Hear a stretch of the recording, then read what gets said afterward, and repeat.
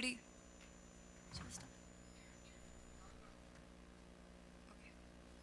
Good evening, everyone. I'm Rahi Rathod. Before starting this session, I would like to talk about LOK. So, BNCA's Live on Katta is an informal and participatory platform for the students across all departments in the institute to facilitate interaction with leading professionals.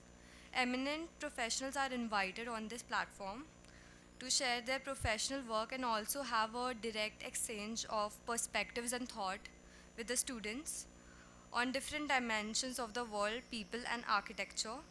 The aim is to encourage students to engage in a thoughtful dialogue on qualitative issues, thus promoting creative thinking and formulating individual insights about architecture and design. This activity has been conceptualized by Professor Kavita Murukkar along with Professor Saili Andhare and conducted with the help of students. Um, this is the first ever LOK session conducted after the lockdown. And today's session is about ecological sanitation. I would like to welcome architect Prasad Velinga, a practicing architect and environmental consultant who designs ecologically sensitive buildings and surrounding. He focuses on natural building, ecological sanitation, and the water cycle. He has done his master's in advanced environmental and energy studies. He has conducted numerous workshops on the same subject. He was also a member of BNCA in 2015. So, I would like to have Kritika on the stage to present the memento to sir.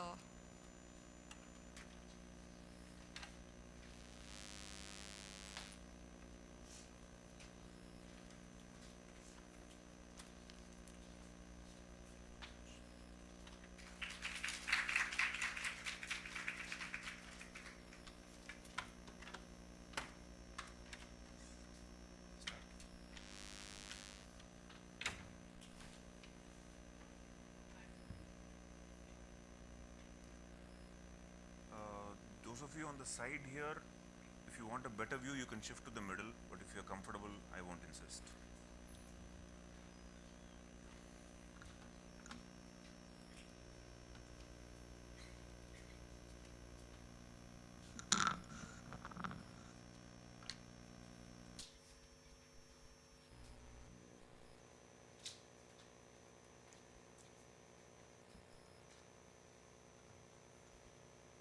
Why is this not? It's come here, but not here.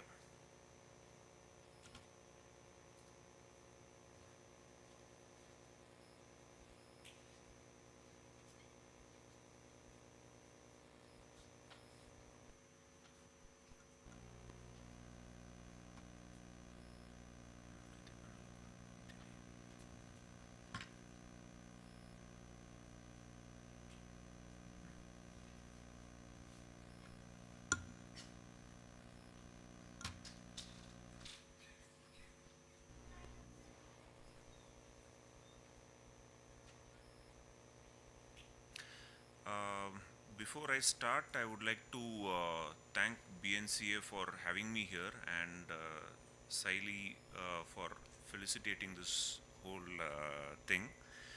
I can assure you, you'll be hearing a whole load of crap in the coming hour. Uh, Parts of it might be entertaining. I hope none of you take offense because we'll be hearing a lot of words about a topic that is generally perceived as being gross.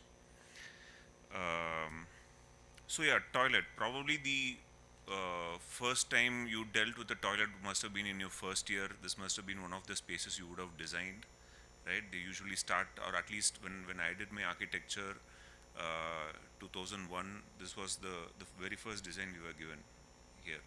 Lelo, design a nice toilet. It's a small space.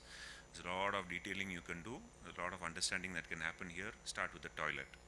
So then you look into, yeah, you look into what do you call that, the human dimensions, what height the basin should be, vagare vagare, and then you look into Yeah, what kind of ambience do you want for a toilet, the kind of lighting, ventilation, and all of that. And then when you slightly go up the ladder, sometime somewhere down second, third year, fourth year, I don't know, you might be designing a resort or something. Then you will start visualizing a slightly different ambience for your toilet. You start thinking about bringing the outside to the inside and yet maintaining privacy. So this is the kind of lines along which you start thinking. And yeah, wet area, dry area, all of that. And recently I came across this meme sometime, I think a year or so ago, when WhatsApp was updating its privacy policy, and there was a lot of furor around that.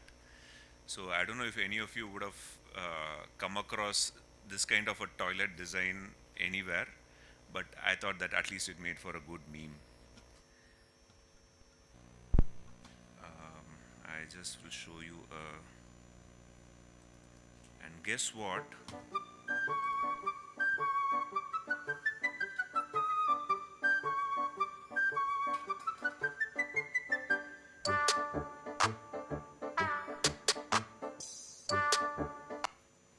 Somebody actually designed and built a glass toilet, and thanks to modern technology, all the privacy issues have been taken care of. Um, yeah.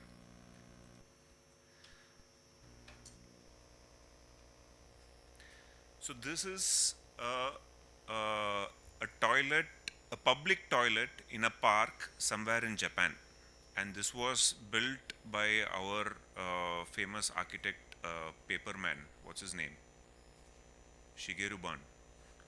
He designed this, and if I'm not mistaken, it also won an award or something like that for the so-called radical approach to the design of a toilet. Here again, it's the same technology. The idea was that this kind of encourages hygiene, cleanliness, and all of that. And of course, when somebody is inside using it, thanks to technology, they have the privacy that they need.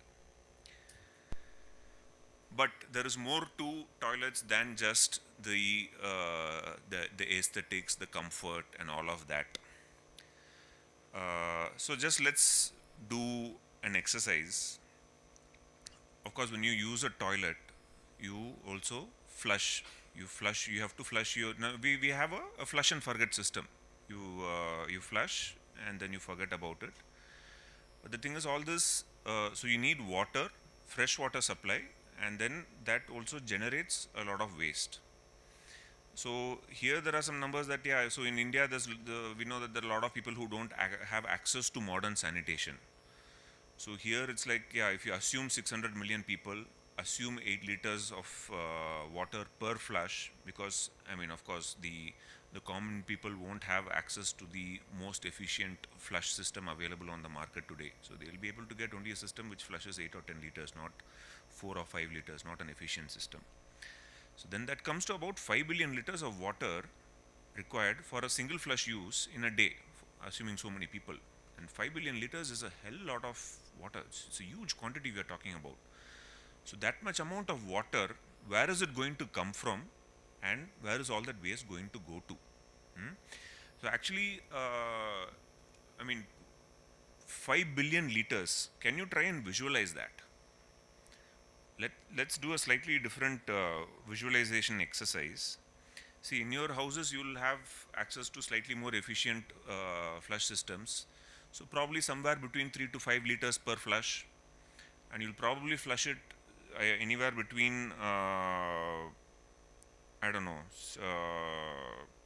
4 people living in a household, using it in one day for 3 to 5 flushes per person and 6 to 10 liters per flush. Yeah, for a 4-person household, this will generate 26,000 to 73,000 liters of wastewater in a year.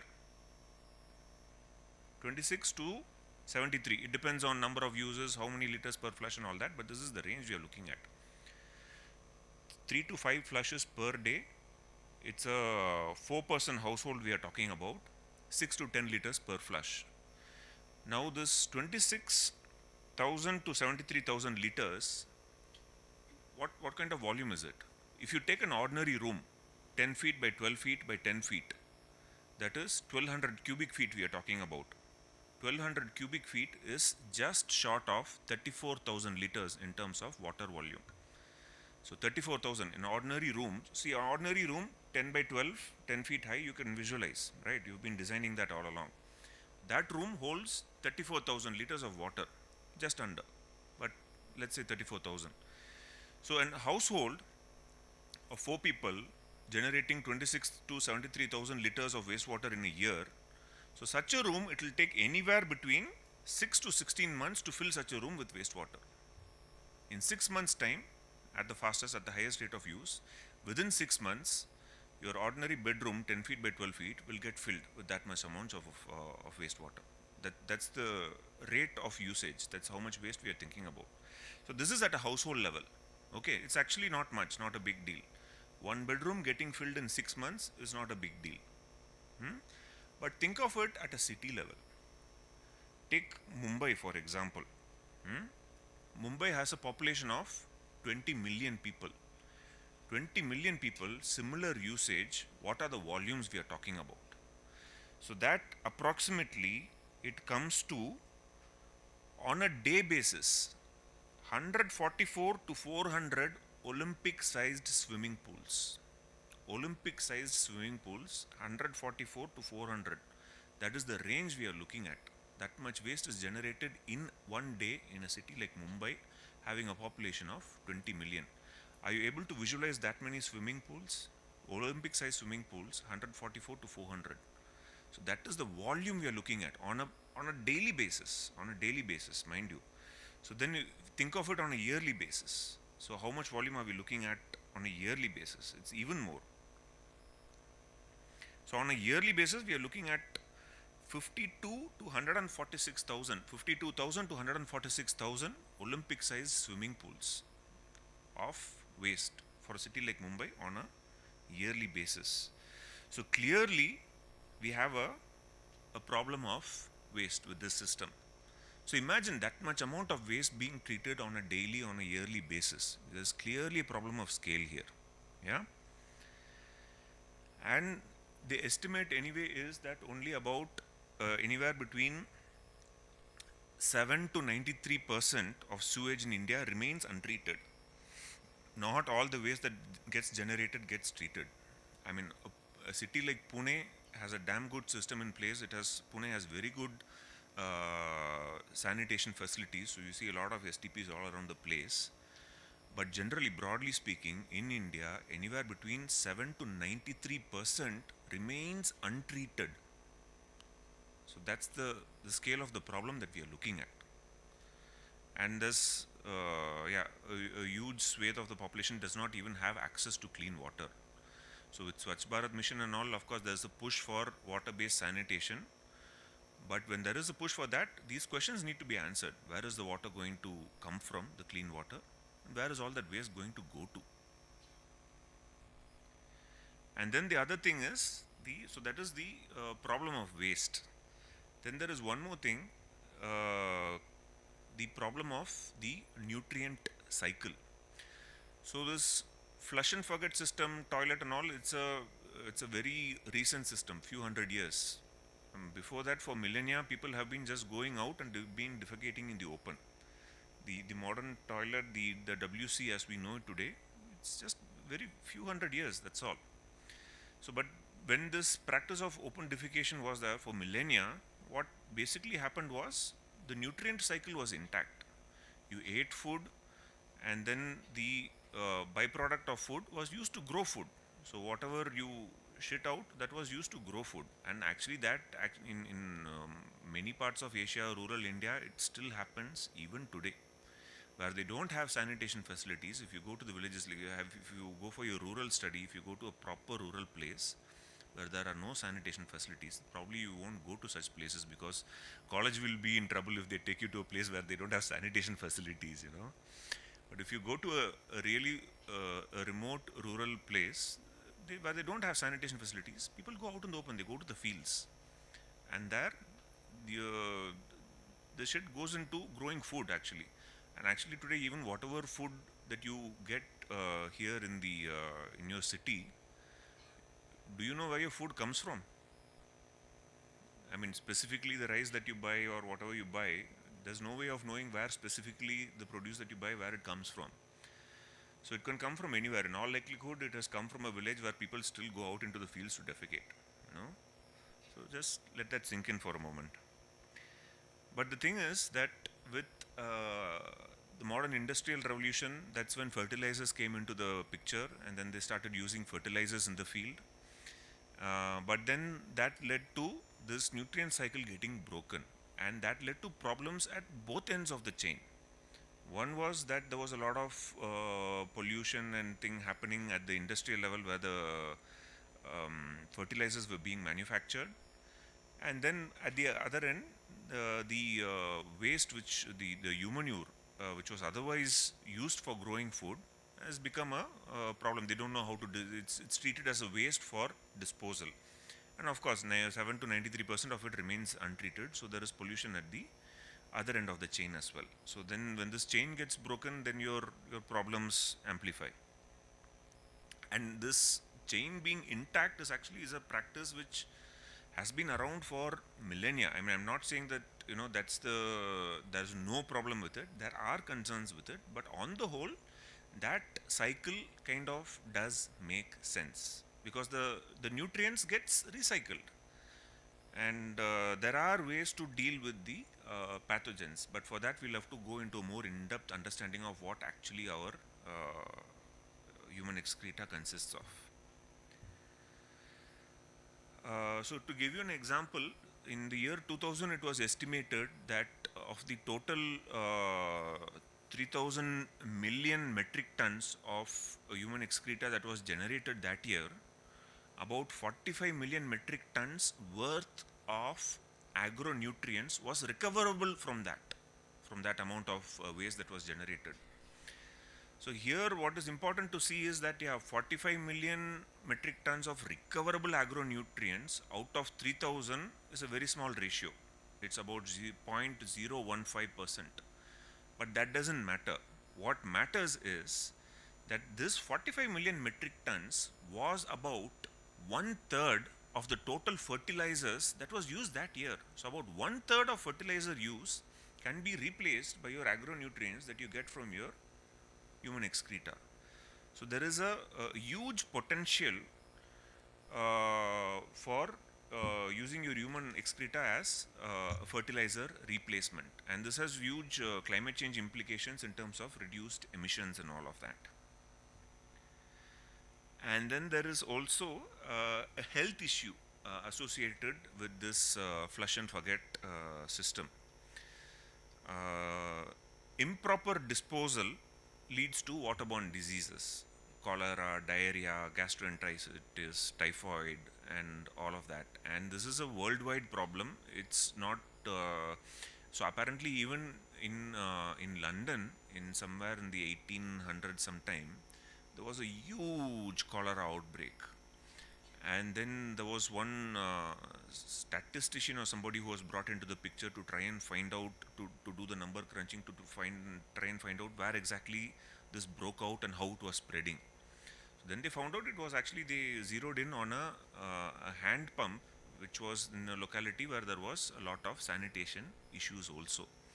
So basically all these are waterborne diseases. So and these spread mainly because of through water. When there is insufficient hygienic sanitation facilities, then there will be these outbreaks. And that does not, so it doesn't necessarily mean that if you have a proper flush toilet, you won't have these problems. It doesn't mean that. We'll get into that, why it is so. So some more numbers. So this diarrhea accounts for about 1.73 million deaths each year, and 90% of that are children under 5. And 88% of diarrhea cases is attributed due to unsafe water. And so this is clearly, unhygienic conditions is clearly an issue here, health issue. And this also reflects on the GDP, the economic losses because of all health issues. In the year 2006, it amounted to 6.4% of the GDP, which is a significant amount. So there's clearly a problem of scale in terms of waste. There is a problem of the nutrient cycle being broken, and then there is also a problem of healthcare. So usually what happens is, yeah, in bigger cities, like, yeah, even in Pune, your toilet will be connected to the, ultimately it will be connected to the city sewer system, and then mostly, yeah, in the case of Pune, mostly it will go to an STP, where we don't know whether how good the treatment is or not, but maybe in a place like Pune, yes, probably better than any other city. But where you're not connected to the sewer system, and actually, guess what happens in an STP? You know what the first step in an STP is? They try to separate the solids from the liquids. They allow it to settle. And guess what? Solids and liquids comes out separately from the human body. What do? We mix it, put it in water, in fresh water, transport it to some other place, and the first thing we do, separate the solids from the liquids. Do you see the loop? But where you don't have a connection to the sewer system, what happens is your toilet is connected to a septic tank, and then the in the septic tank your settling happens, and then whatever overflow is there, that goes to a leach pit, and from here it infiltrates into the groundwater. And so this is actually uh, the largest study of its kind done by Michigan State University. They found that they did a large sampling, 64 rivers, and they concluded that septic tanks leach. So they tested all the waters of 64 rivers, and all of them had E. coli bacteria in it, fecal bacteria. So septic tanks don't do anything from preventing your water bodies from getting polluted. So that is why I said earlier that just because if you have a flush and forget toilet, it doesn't mean you have good hygienic sanitation facilities. No, your septic tanks are one of the best instruments for polluting your groundwater level. They just don't hold back fecal bacteria. And so what happens? The thing is that all these fecal bacteria and pathogens, they thrive in dark, wet conditions. I mean, it's basically they come out of your intestine and then they go into the intestines of the city. So they thrive in conditions that are dark, wet, so in long pipes and all that. What one needs to do to tackle these bacteria and pathogens is you let your fecal material dry out. So that is a condition where they won't be able to thrive. And plus, in most cities, even this sewer system is a complex system. They don't have a separate system only for fecal waste. Your fecal waste, your stormwater drain, your industrial waste, it all gets mixed and then it goes to the STP. So there's no segregated system. And when this mixes, it becomes a potent cocktail. And then there are, you have no control of what all waste goes into your sewer system.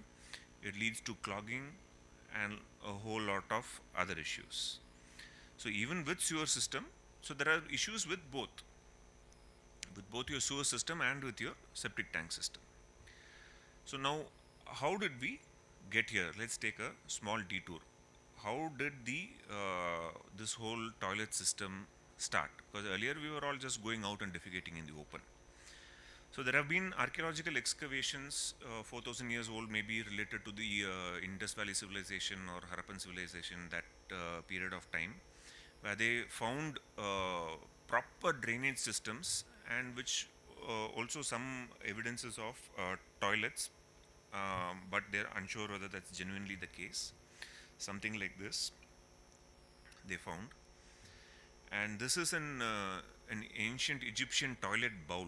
So people were using such bowls only for defecating. When they stopped going out in the open, they had such bowls at home. They used to shit in them, and then this used to be emptied periodically. And of course, in the good old ages, they just never did something just like that. It was always, there was an element of aesthetics to it. So whether it is your spoon that is highly carved, or plates, or even your toilet bowl, artwork on it. Kyun nahi? You know.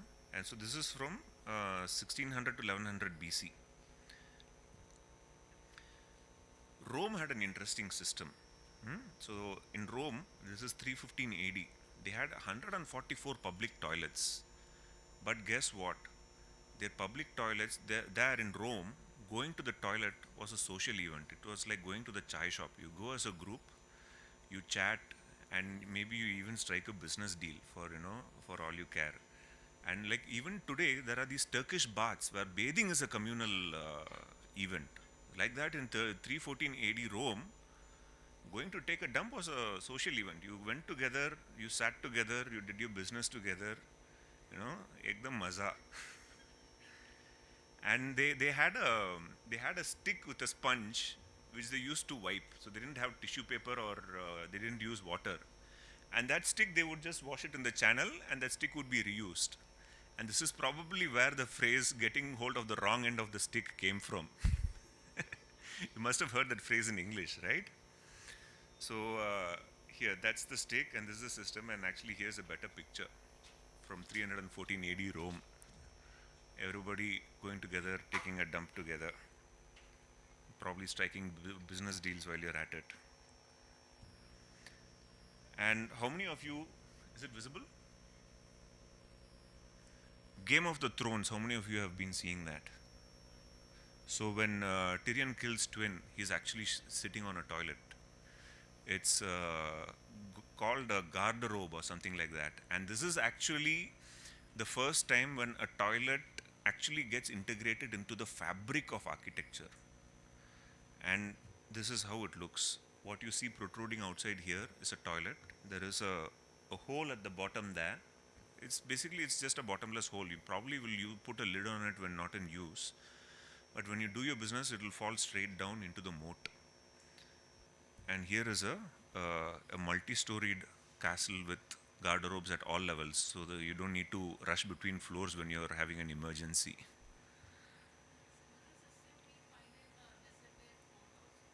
Quite possibly, yes. Yeah, yeah. So this is when actually toilets got integrated into the fabric of the structure. But yeah, at that time they didn't have, so they said, yeah, let's not use pots and all that. We'll just use this. It's a bottomless pit. It'll anyway go down into the moat. And then we'll have just somebody to clear up the moat. Then we don't have this thing of carrying the pots up and down. All that problem is not there. And then, of course, it evolved a bit. And so this is the commode box. So you would have heard the word commode a lot. So in the royal times, they came up with this commode. It was a box. It had a receptacle inside. It had a proper wooden lid and all that. So this is apparently a commode that belonged to Marie Antoinette, I think, who was a famous French royal or somebody like that. But anyway, it's a very famous commode. This is a commode that belonged to Queen Elizabeth I. Of course, it has all the velvet, the frills, the laces and all that. And it's a royal commode, na? And the non-royal but slightly well-off people used metal chamber pots at home. So they would shit into this and then empty it later on. So these are chamber pots. So I mean, it's a what to say, an evolution of this that you have use as bedpans in hospitals when you're bedridden today, but common people, layperson, used to go and use the cesspits at the street ends. So this is the first drawing available of the modern flush toilet. The very first iteration of the flush toilet. This is the drawing of it. I haven't studied this in depth, and it looked a bit confusing. It's not really very what to say. It's not easily understandable.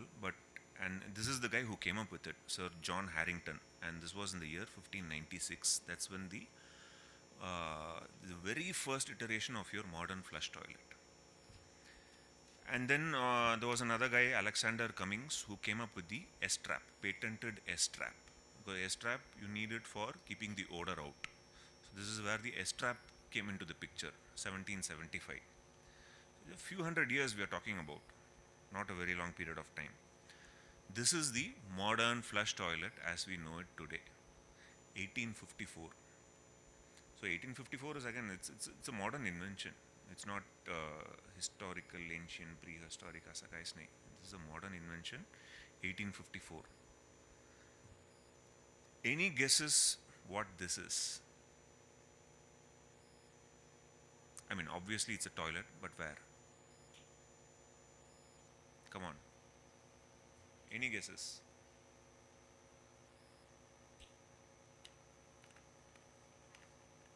Sorry? Louder, louder. Traveling purposes? Okay. Any more guesses? Sorry? Spaceship. Yeah. So this is a toilet in the Mir space station, Russia. It's an outer space.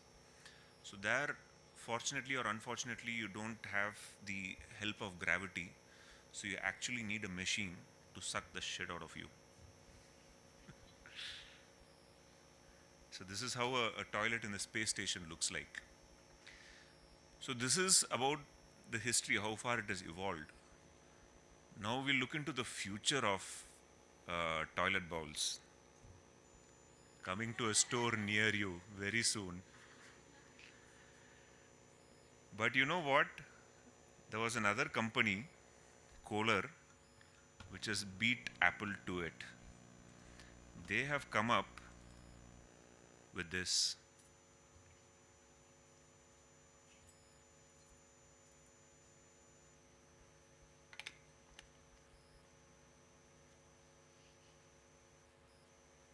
Hey, sound is not coming.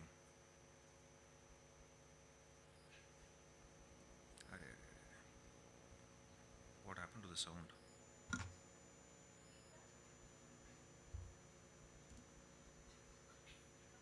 Nope. Ah. Yeah. Tomorrow's comforts are here today.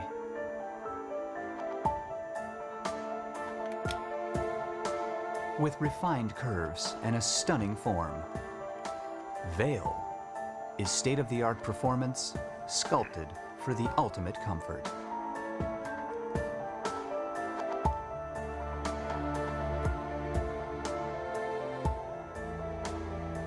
One-touch control of cleansing features.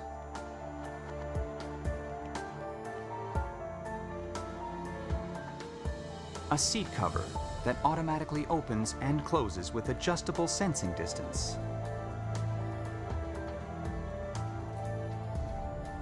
The ergonomic French curve seat is shaped for comfort.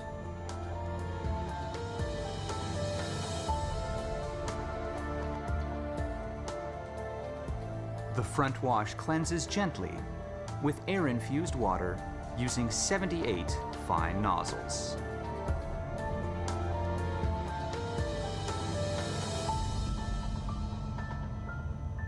Pulsating wash cleanses and massages. And spiral spray wash effectively cleanses a broad area.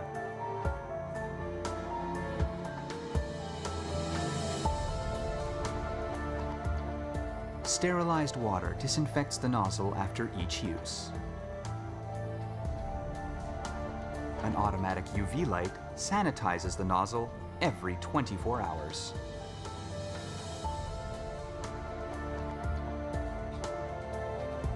Warm air drying maintains cleanliness and comfort. And the automatic deodorizer keeps your bathroom fresh.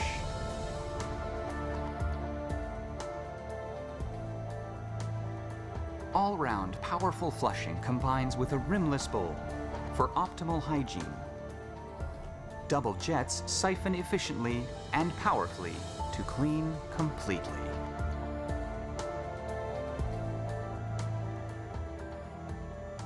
For a cleaner look and even more space, Veil also comes in a wall-mounted model.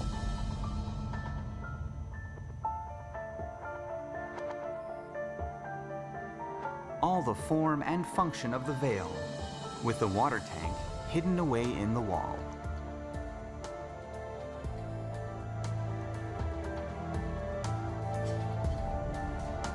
With 3 different models to suit your design needs.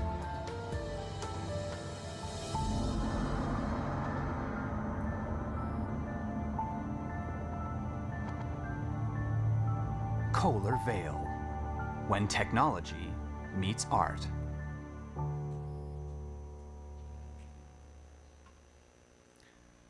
What do you make of that? That bowl apparently costs somewhere around $8,000. Yeah. So that's the level of detailing technology that they've gone into. It costs a fair bit of money. Of course, you won't face issues like this with that kind of a bowl. So it's, but that is more the what to say, the aesthetics, the comfort, the flush and forget, that and all that. So, but we have of course seen that there is a larger problem with the system itself. It's not only about all these comfort factors and all that. So for that, it's important to understand what is it really that we are excreting. So urine, it's basically 95% water, 2% urea, and then almost 3% dissolved salts and other ions, and then thoda sa ammonia and serotonin and uric acid. So urine by itself is actually a very sterile liquid. Unless you are having a UTI, urine is a very sterile liquid, and it can be used directly in your garden for your plants. It's urea. It's a good fertilizer. You can use it directly in your garden. So, but some people still advise that urine, as such, even though it is 95% water, they still advise to dilute your urine even further with in a ratio of 1:2 or something like that. They say only urine the plants will burn or something like that, they say. So they advise dilute it and use it in your garden. It's a good fertilizer. Your plants will grow like anything. It's a damn good fertilizer. That's the advice of people who've done it for several years. Now your human excreta is 75% water. Urine is 95%. This is 75% water. And the rest is your recoverable agronutrients, some undigested fibers, vagare vagare. The details are here. So what you need to remember here is that fresh excreta is 75% water. What it basically means is that if you let it dry out, it's going to shrink in volume by 75%. If you have gone for a walk in the woods, you would have seen animal poop lying around. If it is fresh, it will retain the shape, volume, whatever. 1 or 2 days later, not a very long period of time, it disintegrates, it becomes soil. Within a week, there won't be a trace of it. So when you let it out to dry, it dries, it disintegrates, it becomes part of soil. It just becomes part of soil, and that is where it actually belongs. I mean, of course, there are, as we know, there are some pathogens in it, so there are concerns when you want to use it for growing food. But this is the most important point that you need to remember. It is 75% water, and if you let it dry, it's going to massively shrink in volume. And plus, as we saw earlier, pathogens thrive in moist and wet conditions. So actually your excreta should be allowed to dry out, because then your pathogens won't thrive, they will die off. And then it is much safer to use it for growing food. And here are some numbers. So if we are going to use fecal material as a fertilizer resource, what are the quantities we are looking at? So per person, a person on average produces about a kilo of excreta in a day, on average. That's the figure we are looking at. But of this, NPK, nitrogen, phosphorus and potassium, these are the agronutrients which are beneficial. That is about, if you look at it at a larger scale, on Earth, 7 billion people in a year, over a period of a year, we are looking at 25 to 50 million tons of nitrogen, 2.8 to 9 million tons of phosphorus, and 5 to 13 million tons of potassium. So when you scale it up, we are looking at significant quantities. So at least definitely there is you can't dismiss this saying that this is nothing. There is a potential, there's definitely a potential for using it as agronutrients.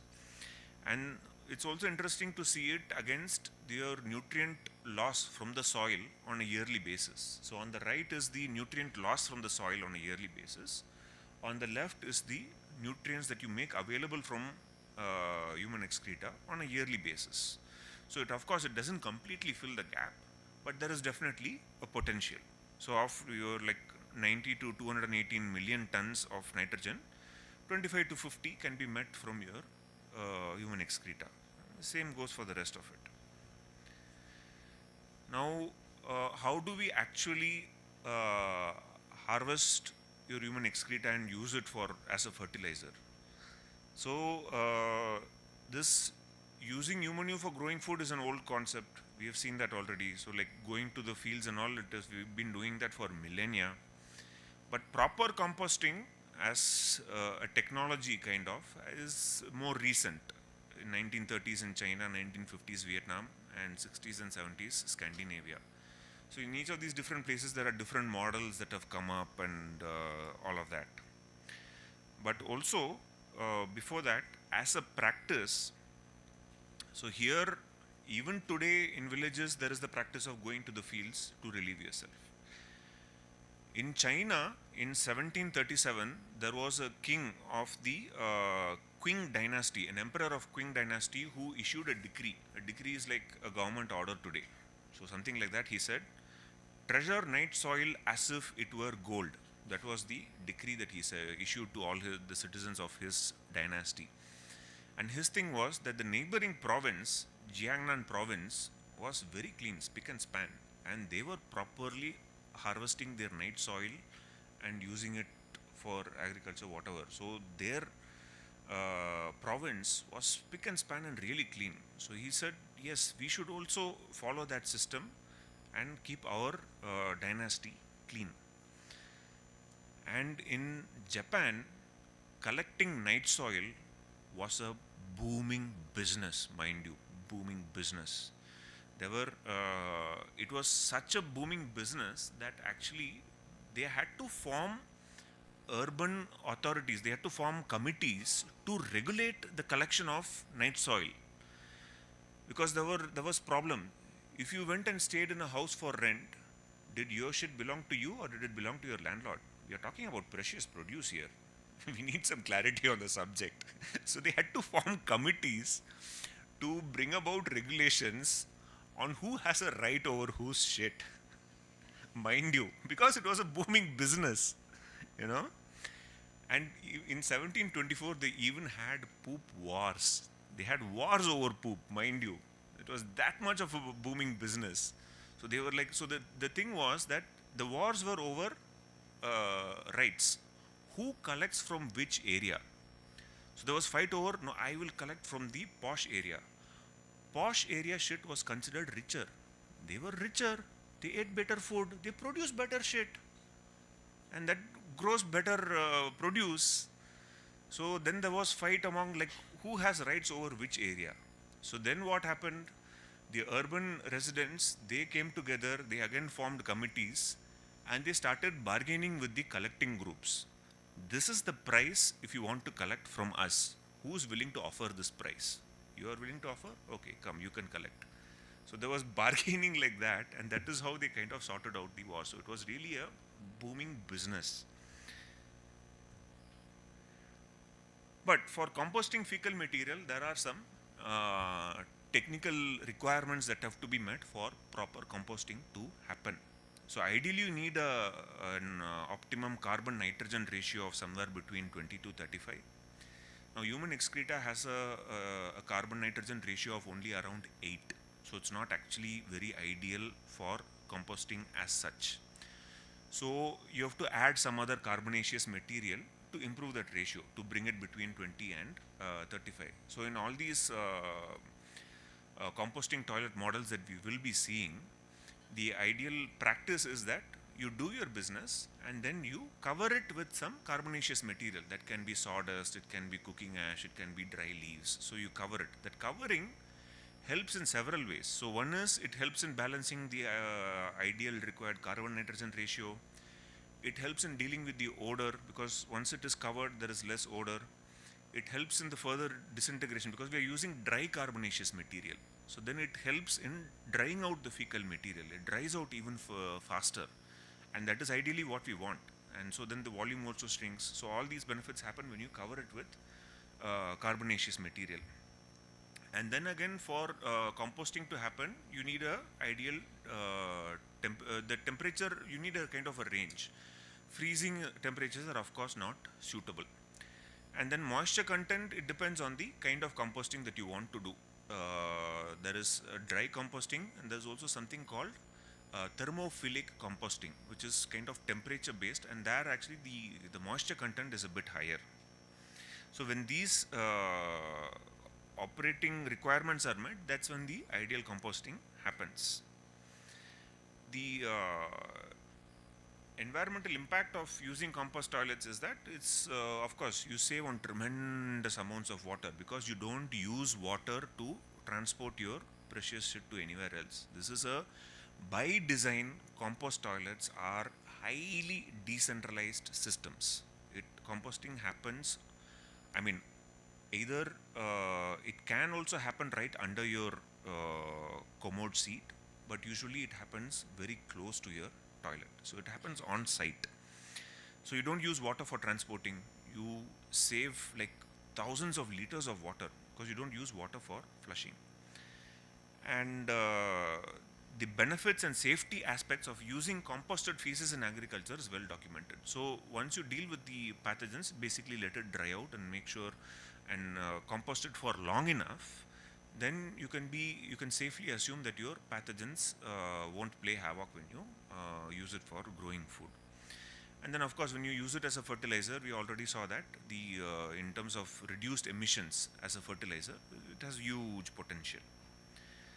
Now what about the life cycle analysis? So in terms of ecosystem quality damage, of course the composting toilet systems have they cause very little damage compared to your flush and forget system.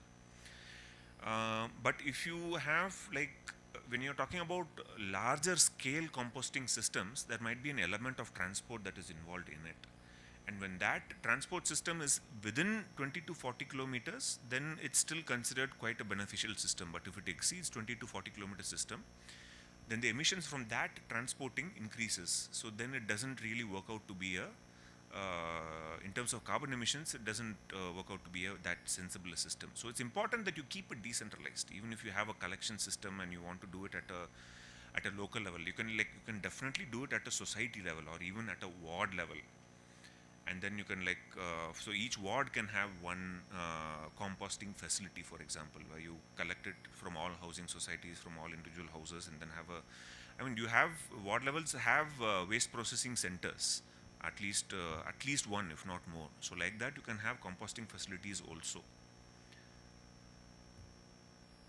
Scaling, till now, mostly it's been carried out at an individual level by environmentally concerned individuals. There are very few on a small residential scale. There are very few large scale composting facilities around. I think there are probably a few in the Western countries, but there is not sufficient data on that.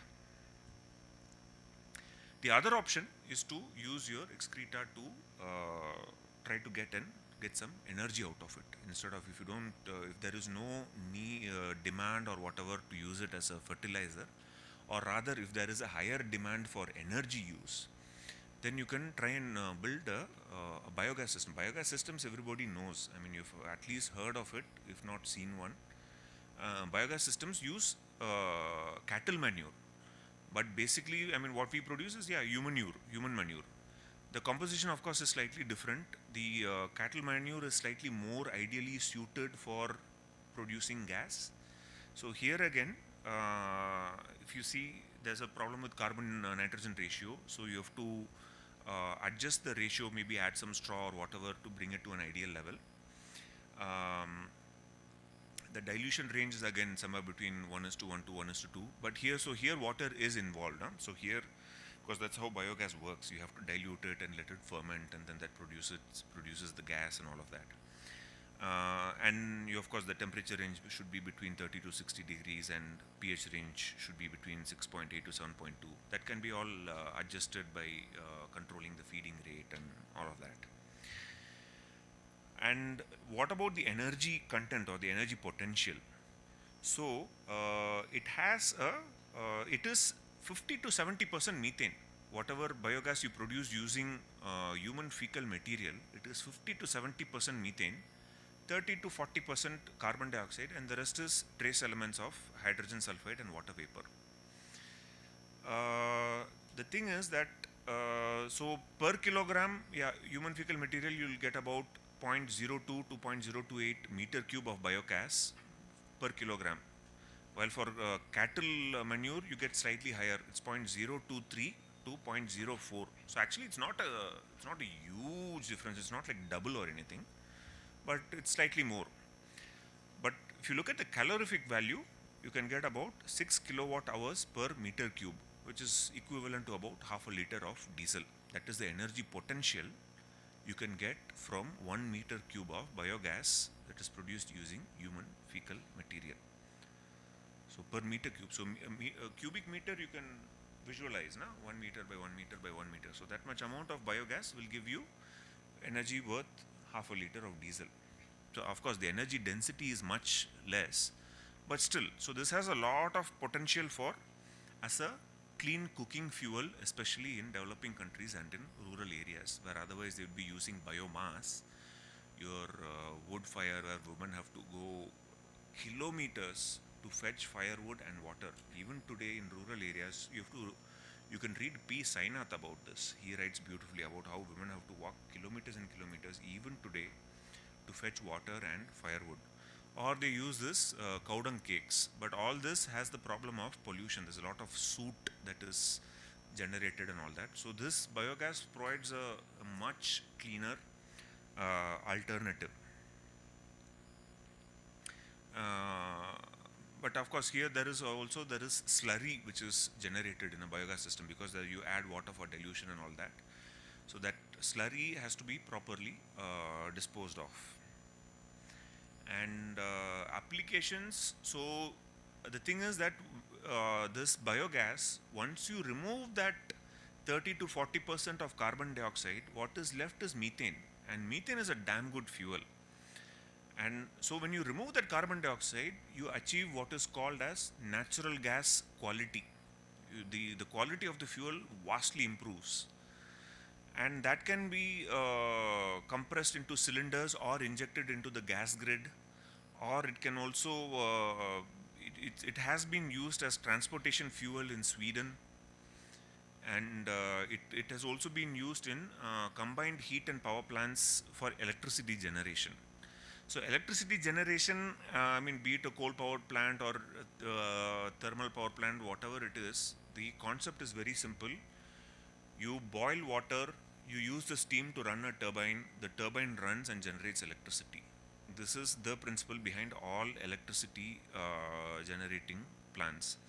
The thing is, there is a lot of heat involved in boiling it. So some of that heat in some Western countries is used, the residual heat. Whatever is remaining after boiling this water, that residual heat is used for heating homes, because there is a requirement for heating homes. So so that is called, so when the residual heat is used for other applications, then that is called a combined heat and power plant.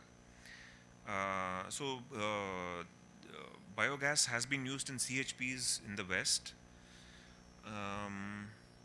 And again, so the scale can vary from an individual residential level to something big, which can be maybe at a ward level or even a city level.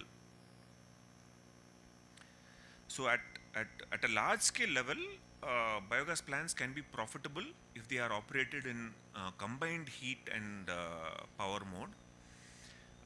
And if the selling price of biogas is comparable to natural gas, then it can be profitable, and also credit is given for disposal of other wastes. And but in developing countries, biogas schemes are usually highly subsidized by the government. And actually here in Pune, I think there is an organization that does this builds biogas systems based on human excreta. I don't remember the name, but if you Google it, you should be able to find it. There's one NGO that is doing this kind of work.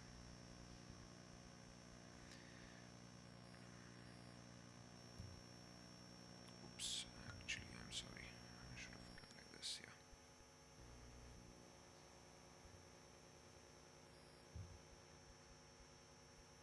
Yeah. So the simplest system, composting toilet system, is basically a toilet seat with a receptacle under it. I mean, this is like today's basic version compared to like what Queen Elizabeth I was using. She was also just using a box with a receptacle under it, and this is the basic version of that. So you collect it, and then what happens is you heap it periodically. It could be a daily basis, it could be every other day, whatever. It depends on the frequency of use, number of people using, all of that. You put it into a pile, and once this whole pit fills up, you keep it covered, and you let it compost for a year or two, or if you have more time, well and good. But then in the meantime, you of course need another pile which will keep filling up. So you add to a pile till it fills. Once it fills, you close it off, and then you go to the next pile. And after 2 or 3 years, you'll get good soil. Basically, it's composted fecal material is basically good soil, and this you can use for growing your foodstuffs. So from the basic, the next evolution was you have urine diverting compost toilets, because the whole idea is that, yeah, it comes out separate from the human body. Why mix it? The idea is anyway to keep your solids and your liquids separate. So then they have urine diverting compost toilets. This is a urine diverting dry compost toilet, squatting style, Indian style. So here actually what happens is you have two biochambers. I mean, you have two lids above two biochambers, and whichever chamber is currently in use, the lid above that has a knob so that you can easily remove the lid, use it, and close it. So the lid without the knob is the biochamber that is not currently in use, and in the middle there is a kind of a basin where your urine gets diverted, and after you're done with doing your business, you slightly shift forward and wash.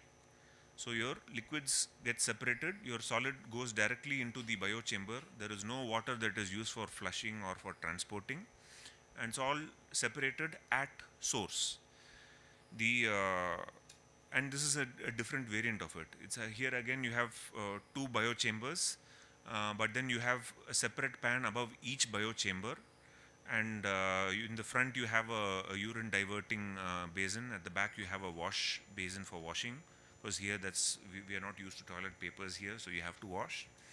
In the earlier thing, it's a single pan. You just change the direction you're facing. Here it's two different pans facing the same direction. But so the thing is that here you have to slightly shift forward or backward to do your washing up after doing a business. So that is a change in interface, and that people are scared about. They're like, what are you talking about? I can't use it the same way I've been shitting for like years. This is a different system. So then they get slightly, afraid.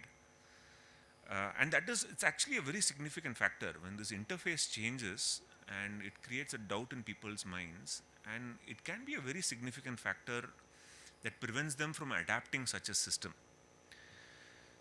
So then there is another system, which was the Aquatron system, which was developed in Scandinavia, I think Sweden or somewhere, where the interface remains the same. So you can use your Western WC, you can use an Indian squatting pan. The interface doesn't change, nothing changes.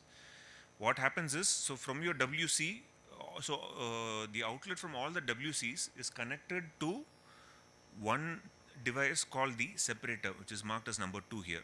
So each toilet does not require a separate separator. One house requires one separator. So all toilets will be connected to the same separator, and the separator does the separating job for you. It separates the solids from the liquids. The solids and the paper, if you use paper, go straight down. Your liquids gets diverted, and that gets diverted, and they actually recommend passing the liquid waste through a UV unit to sterilize it, and then that is basically wash water and urine, and maybe 1% of solids, if at all, because they claim an efficiency of about, I think, 98% separation, 98 99% separation. And that can be used, your wash water and urine can be used in your garden. And here your solid material gets collected in the uh, biological chamber, biochamber, and there you can do vermicomposting, or again you can add some carbonaceous material and do ordinary composting, whatever. There are options available there, and that also has. So this biochamber has sections. So here again you use one section till it fills up, then you rotate it a bit and then start using the next section. But then whatever is filled, you have to let it lie for a sufficient period of time. It may be 6 months, it may be 1 year, whatever. So the size of this biochamber is important and has to be sized according to the frequency of use. So yeah, this is the biochamber, and you see this is the handle which is used for rotating the sections, and this is what you see in the front is the lid, where you can lift the lid and do an inspection and or empty the composted material and all of that. And this is the separator. The separator actually works on gravity and centrifugal force. That is how it separates the solids from the liquids. It has no electrical or moving parts, and therefore it has very little maintenance since there are no moving parts. I'll just show you a very brief video of how this separator works.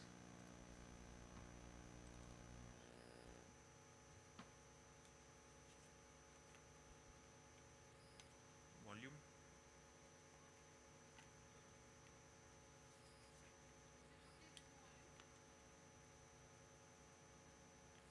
So basically they are pouring water, and then they are putting clumped newspaper for solids. It goes to the separator, gravity and centrifugal force. The solids drops straight down, the water gets diverted on the side.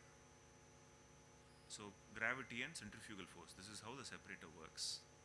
No moving parts, almost zero maintenance.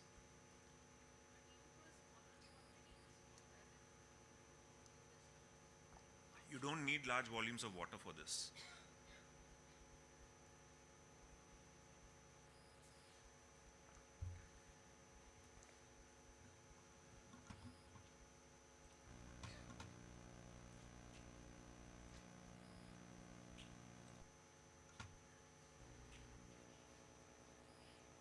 Drawback is that so people are a bit more open to adapting this kind of a system, but the drawback is that this system is shit expensive. So one system for a residence can cost somewhere between 2 to 3 lakhs, but that is including the separator and the biochamber. But as you would have understood here, the most crucial element in this is the separator. That's what does the job here. The biochamber can be, you can even build it. You can build a masonry biochamber, you can build a concrete biochamber. That can be civil work, that can be ordinary civil work. It's not necessary that you buy it as a package.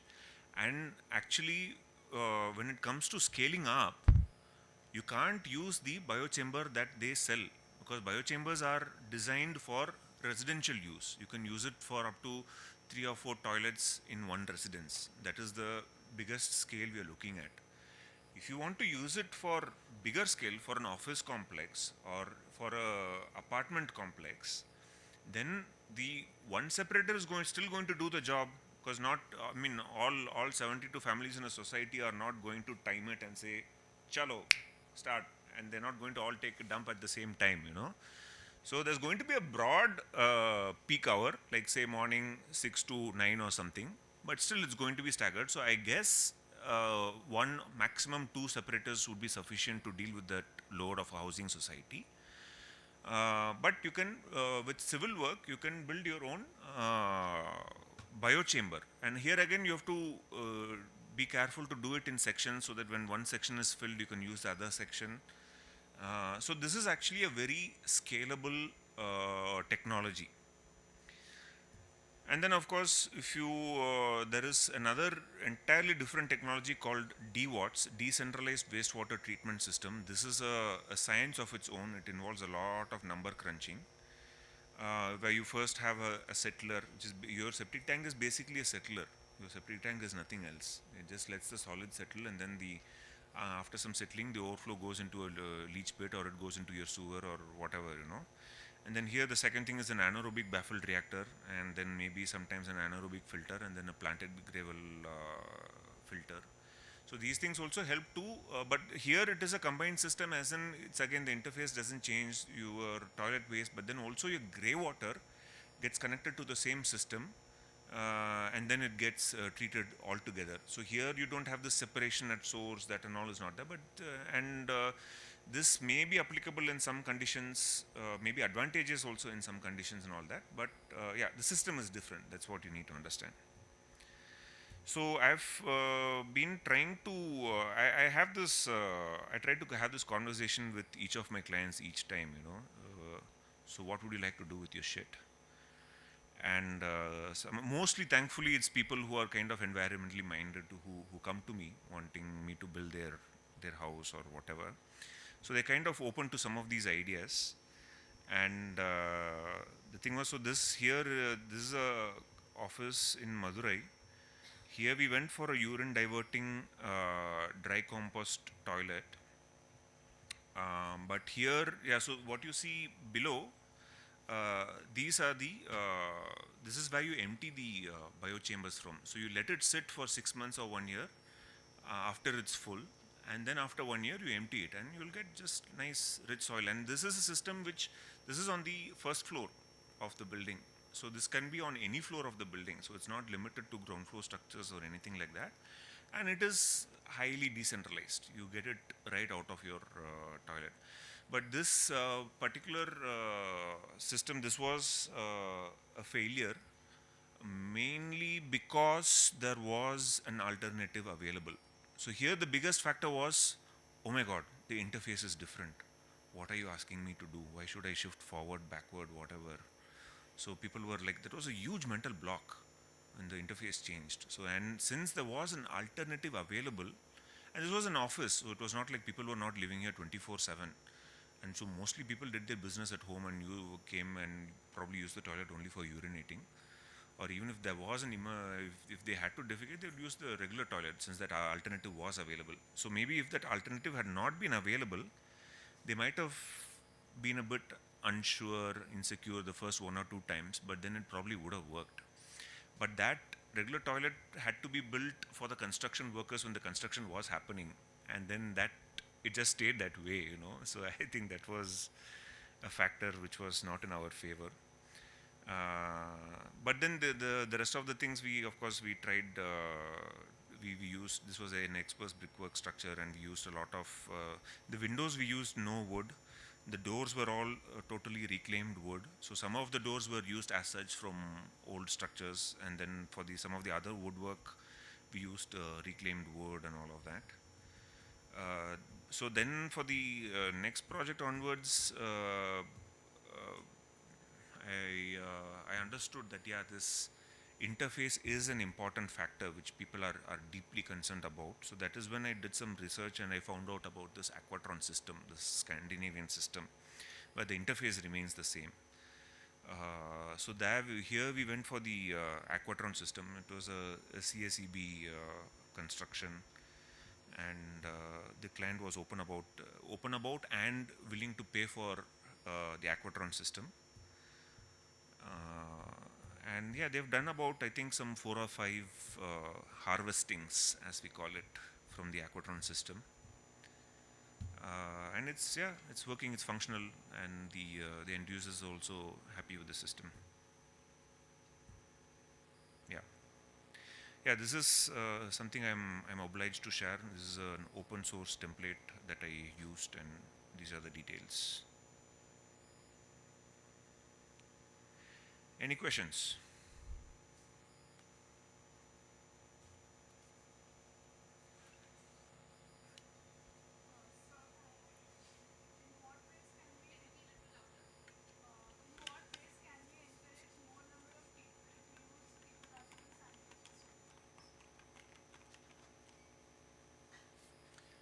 Yeah, I think when people will probably realize the problem of the existing system when they face the problems firsthand.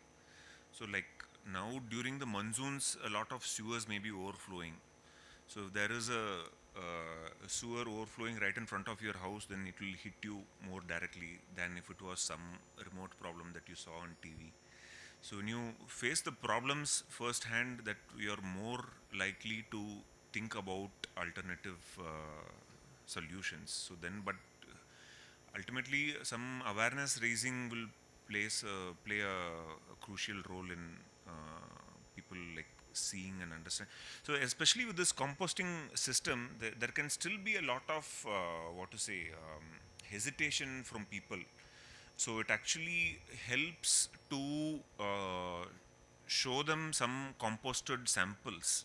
That really will help, because when you actually if you handle a properly composted sample, you can handle it. It's actually, it will feel like rich forest soil, and that is what it is, you know. So if somebody is like blindfolded and given soil in their hand, they'll say it is soil, and if they're not given a hint about what about the subject topic, they'll say it's soil. And properly composted fecal material is soil, so actually it can be handled, and this can actually, done the proper way, this can mean the end of manual scavenging. And but what is, I think, most important is a change in perception. You fecal material, at the end of the day, we have seen it is a resource. It is not, I mean, unfortunate that, you know, it comes with this disgusting smell and all of that, and that is why we have so much disgust towards it, and you know, we treat it as something untouchable and all that. But actually, if you look into it, it's a resource. It can be used as a fertilizer, it can be used as an energy resource. It is a resource, and I think that is the most important shift that is required actually for more people to, if because it has been a booming business in Japan, in China also. So if people start seeing it as a resource, I think what might push people eventually is a scarcity of water. When there is a scarcity of water, it will push people to alternative methods. You won't have water to flush, you won't have water to, yeah, wash your behinds. What do? When there is no alternative, then you'll be slightly more open minded to consider alternatives. So yeah. Also, I had another question what is the cost factor that is involved in using these systems? Which system is the most cost effective system? See, like your urine diverting dry compost toilet, which I showed you, which is these pans on the floors, yeah, for Indian squatting style. Those are the most cost effective, cheapest. So the pan costs under 5,000. I mean, it's the same as any Western commode that you would buy, or I mean, maximum 10,000. But I think it's below 5,000 only. And the rest is civil work. The rest is the same as building a regular toilet. So the pan itself is only, it's under 5,000. So that's the most economical. But as we saw, the drawback is there's a change in interface. The Aquatron system, no change in interface, but it is an expensive system. But there again, you don't need to go in for the entire system, including biochamber, because biochamber is also an expensive component. The most crucial component is your separator. I don't know what is the today's market rate of the separator, but I think it's somewhere under a lakh. It was around 60-70,000 when I bought it for that project, and but with the biochamber, the whole thing came to 2.5 lakhs, something like that. But the most crucial component is only the separator, and that comes under a lakh. So actually, for a residence, for a sanitation system, 1 lakh, if you think of the long term, it's affordable. And for a housing society, as a society, if you want to go for such a system, it's even more affordable. I mean, because anyway, you'll have to build your own biochamber, because for society, you need larger biochambers. And that is regular civil work, that is not a particularly more expensive component. It's only the separator, which, I mean, depending upon the size of the society, one or maximum two separators will do the work. So yeah, and DWAT systems, I don't have the numbers for it, but yeah, there's something like, yeah, 1 lakh per 1,000 meter cube, or I don't know. I can look it up and get back to you on that. Biogas systems, again, those are quite, they are not particularly exorbitant, and usually biogas systems are subsidized by the government also. And biogas systems, the same as regular biogas systems, just that the source is different. I mean, your material source is different. Instead of using cattle manure, you use human manure.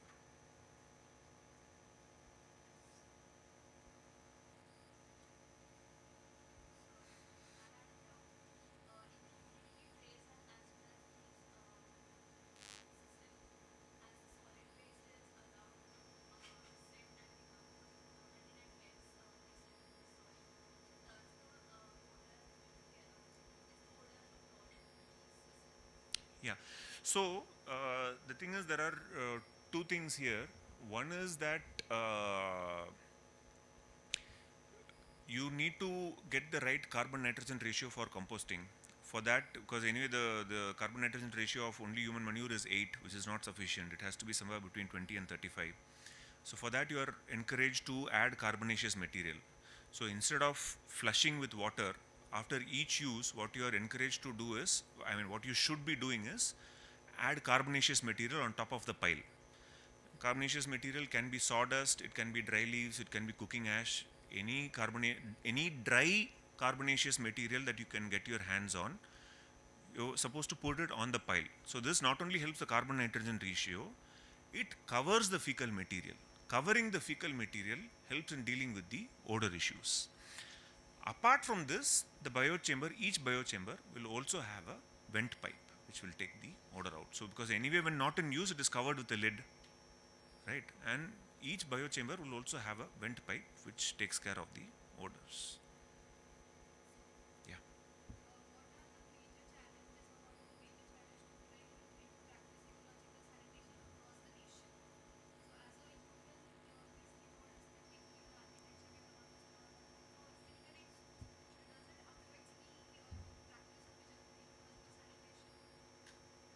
Does it affect what? What affects? Aesthetics. See. I don't know. Aesthetics, I think, is probably more. I mean, as we saw earlier. I mean, so there are not only Indian pans, but there are also these. See, something like this, which looks like a this, which looks like a regular Western commode, but this is a urine diverting composting toilet. So these things, I think something similar is available on Amazon today. If you just log into your Amazon on your phones and check urine diverting composting WCs, I think I've come across something like this on the market today. So for those who are concerned about aesthetics, there are options available on the market. So for those that where aesthetics is not really a concern, because actually there is what to say. Yeah, I don't know whether one can call it medical evidence, but they say that squatting is a better posture for eliminating your body waste. I mean, you get more of it out than when you're sitting on like a chair. So squatting is a better method to eliminate body waste. But yeah, I mean, some people can't squat, age, whatever other restrictions may be there. There are aesthetic and other options available on the market. And otherwise, I think it's mostly, I mean, for a wider adaptation, it comes to a matter of need actually. Because I mean, as we know, still there are a lot of people who don't have access to proper sanitation. Any more questions?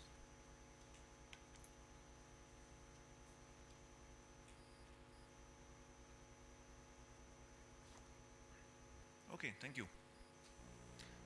Thank you for tolerating a load of crap for more than an hour. I'm honored.